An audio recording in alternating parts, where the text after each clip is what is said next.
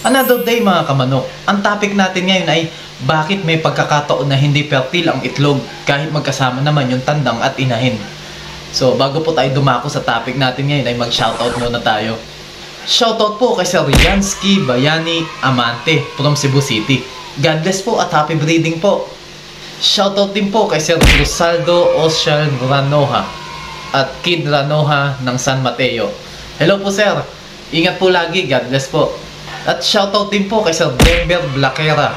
Pasensya na po at na-late po ako ng shoutout. Salamat po palagi sa pagsuporta ng mga videos ko po. God bless po at happy breeding po. May mga possible reason kung bakit hindi napifertile ang mga itlog maski na magkasama ang tandang at inahin sa isang breeding pen, cages, or scratch pen. Una na pwedeng dahilan ay baka hindi nyo po na-priming o naihanda ng ayos ang inyong mga materyales. Kung gusto nyo po makasigurado sa breeding at hindi masayang ang oras at pera nyo, i-priming nyo po ang inyong mga materyales. Ano yung priming? Para sa mga baguhan po, ito po yung paligo, purga, bacterial flushing at pagbibigay ng vitamina or mas okay po injectable supplement like B-complex. Pangalawa po, baka po isa sa inyong materyales ay hindi fully matured para isa lang sa breeding. Kumbaga pinilit lang natin isa lang. Sa madaling salita po, bahala breeding. Ideal na edad po para sa matagumpay na breeding ay 8 to 10 months old up. At talagang solido na ang likido ng tandang at ang inahin naman ay handa na ang bahay itlogan niya para makapag-produce na sila ng maayos at fertile na mga itlog. Pangatlo po, oo nga, nakikita mong nakakastahan nga ng tandang ang inahin. Sure ka ba na naiipasok ang likido ng tandang sa inahin? Kung nakikita nyo pong sinasampahan ng tandang ang inahin pero hindi pa rin makapag-fertile, ay tuwing sana pag sinasampahan ng tandang ang inahin ay mabuting i-check po natin yung puwerta ng inahin kung nasushoot ba talaga. Baka mamaya ay nasa balahibo lang ng inahin yung similya. Sayang naman.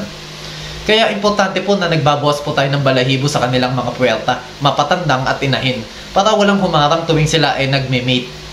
Ang apat po ay kaya di makapag-fertile siguro ay dahil hindi naman nasasampahan ng inahin dahil laging nasa hapuan. O takot ang inahin sa tandang. Baka mamaya masyadong matapang yung tandang at pinapalo yung inahin.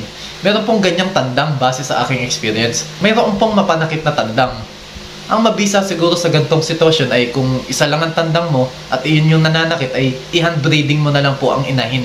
Ipaupo mo na lang sa kanya yung inahin.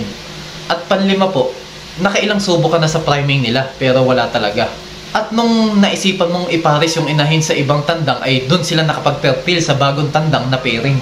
Isa lang ang ibig sabihin yan, yung tandang na pinares mo nung una ay baog. Meron pong manok na baog po, pero napakadalang po ng ganon.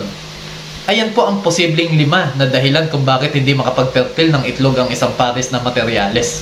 Kung mali ako, tama kayo, please magkomento po kayo para po madagdagan ng aming kaalaman tungkol sa topic na ito. Please follow, like, and share na din po para po madami pa pong topic na katulad nito. Maraming salamat po. Okay.